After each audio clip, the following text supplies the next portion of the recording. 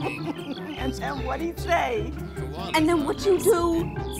Ooh, girl, I would have died. It is the only food that koalas eat. They have no natural protein. No way! Stop it! Oh my! The word marsupial is from the I know. Yeah. What? Oh, I'm just making some milkshakes. Milkshake.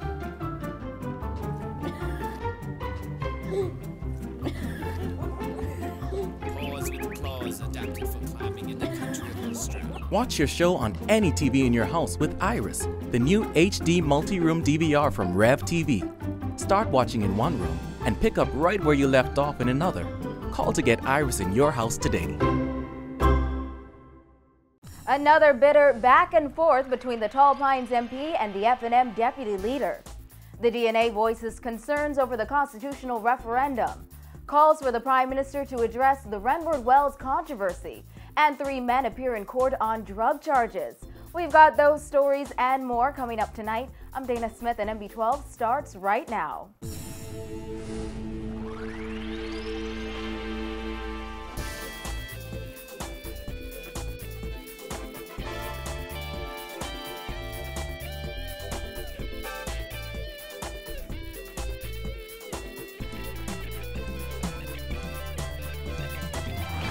Topping news tonight, it appears Tall Pines MP Leslie Miller's recent comments on gender equality have sparked a bitter public spat between he and the deputy leader of the Free National Movement, who described his thinking as caveman. Miller today hit back at Loretta Butler Turner and even made a promise to, quote, deal with her tomorrow.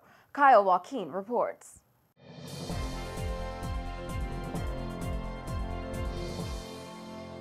Tall Pines MP Leslie Miller says his recent comments about the upcoming constitutional referendum were completely taken out of context by F&M Deputy Leader Loretta Butler Turner. And he says when he gets in Parliament tomorrow, he will be sure to set the record straight. Miller says it was all his opinion and he expressed it just like everyone else can with his or hers.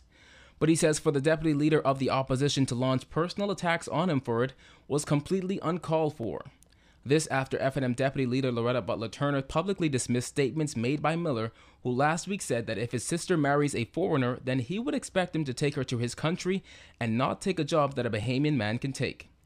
Butler Turner described his position as asinine and said that he insulted the intelligence of Bahamian women. However, Miller says he doesn't think it's fair for him to be attacked for something she misunderstood. I don't appreciate being called asinine, being called a caveman, and what have you. Because her view may be different from mine. All of us have a view. Okay, and if she would listen to the average Bahamian on the street, who I have the privilege of representing, she will see how they feel about this subject matter. I've had calls all morning. One lady telling me to tell Miss Butler she invite her to come in Tall Pines, okay, and see what her weight factor would be like when it's over with. Okay, that's the type of comments they got. I don't, that's just being facetious. But do not attack me on a personal level and think that I will not counterattack. I will defend myself. Last week, while appearing as a guest on Star FM's talk show Jeffrey with Jeff Lloyd, Miller suggested changing the Constitution to allow a woman to pass on her citizenship to her husband would be a bad move. He insists when he makes his contribution to debate on the 4 constitutional amendment bills tomorrow, he will defend himself against Butler Turner's comments, which he called vicious attacks. I never said I was not going to support the bill. Leslie Miller never said that. I simply expressed a personal view. That's all I did, So are you going to support the bill? I said I would speak on Wednesday. I never said I didn't support the bill, sir. I support Bahamian women. I support Bahamian people all of my life, and I will continue to do so. Miller says despite it all, he still has respect for the F&M deputy as a woman and as a parliamentarian. I have respect for every member of Parliament. I have respect for every Bahamian man. She is no different from you or me, or the woman in the Grove, in Baintown, in Camp Road, in East Street, or McCullough Corner. She's just another Bahamian. That's all she is to me. Like all of us, I'm just another Bahamian. That's why I call myself the Portcake. I represent the grassroots in this country. Now, our news team spoke with Butler Turner today, who said Miller should sit down and read the story again before jumping to conclusions. She said she never called him any names, but instead spoke about his position and outdated thinking on the controversial issue. Reporting for NB12, I'm Kyle Joaquin. Former Deputy Prime Minister and Minister of Immigration Brent Simonet says comments made by Leslie Miller on one of the constitutional amendment bills were completely out of line, but he says he cannot bash him for his opinion. Simonet says the potential changes to the Constitution are long overdue, but can still use a bit of tweaking. The one he says the government should be most careful about is the bill that speaks to Bahamian women passing on their citizenship to foreign men. He says as it stands, the system is already being abused. There are a lot of people who come here, mainly females, find a Bahamian male, and a lot of people will know this story. The male never knew they had children, in a lot of cases. They get married, and then all of a sudden 3 and 4 children come up and say, "Mommy married to a Bahamian, I want to come to the Bahamas." Happens every day. A lot of them are genuine. A lot of them are not. Prime Minister Perry Christie, who recently tabled 4 bills in Parliament to amend the country's constitution, says there would be a commission established to ensure there are no marriages of convenience. Simonet says citizenship is not a politically correct topic, and he knows there will be a lot of mixed emotions in the debate. But for the most part, he says the bills seem to be spot on. Children born to a Bahamian mother, Bahamian mother married to a foreigner overseas. No contest. Automatic citizenship should be. When I was Minister of Immigration, if any of those came before me, that was, as far as I was concerned, they were Bahamian. It was just by accident. Simonet admits when the F&M brought constitutional amendment bills before Parliament several years ago, there were a bit too many, some of which he feels should be placed in this list of amendments, like second-generation Bahamians and their right to automatic citizenship. A lot of those are walking around with Bahamian passports, the old Bahamian passports. When they went in to get their new ones, matter of fact, the then director, Jack Thompson, used to be an Island Commissioner. They signed it all. You know, a lot of people got.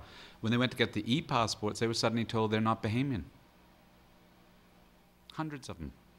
Some of them don't even know it yet. They may know it by listening to me today. We had to nationalize those people so they could get a Bahamian e-passport when they're holding a Bahamian paper passport all the time and thought they were Bahamian. But they're not Bahamian. Well, Democratic National Alliance leader Randall McCartney is also speaking out on the upcoming constitutional referendum, saying the DNA has its own concerns about how the government will handle the poll. It also came out squarely against gay marriage today. Our Jasmine Brown has more in this report. McCartney is calling for the wording to be simplified to avoid what he says may cause some confusion later on. The DNA leader is asking the Christie administration to get it right and make it simple. He is also cautioning specifically on the word gender, saying it's too broad and could open the door for gay marriage if coupled with a simple amendment to the Matrimonial Clauses Act. I am asking this government to get it right, because it has been known by this government to get it completely wrong. We need to make it simple. Be careful of the word gender in the words used for this referendum. When they talk about gender equality, it could lead on to same-sex marriages. That's an example, and that's perhaps the main example that can, if the wording is wrong, then it can allow for that type of thing. Now, whether or not the country is ready for that or whether or not the country wants that, that's a whole different question. But I think the question today is women, Bahamian women, having the same legal rights. Government has introduced 4 bills designed to ensure gender equality as it relates to the issue of citizenship. While on the topic of same-sex marriage, McCartney also made it clear that he nor his party support it. I don't believe the good Almighty intended men to marry men and women to marry women. McCartney says his party believes the time has come and gone when Bahamian women should have the same rights as Bahamian men. The time has come and gone when women and Bahamian women should have the same rights as Bahamian men.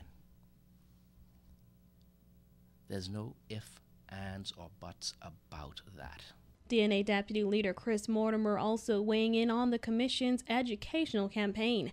He insisted the government is trying to do too much in a short period of time. We're going to give literally 4 months of education exercise to 4 questions. I would have thought that if the government was serious about making sure that the majority of people understand exactly what's happening, they would have given more time to this exercise. And it would have been the only exercise. The government has a VAT campaign that's running as well, and they're going to be educating the people on 4 constitutional questions at the same time. They haven't shown an ability to make one thing happen at a single time. A constitutional referendum is scheduled for November 6th.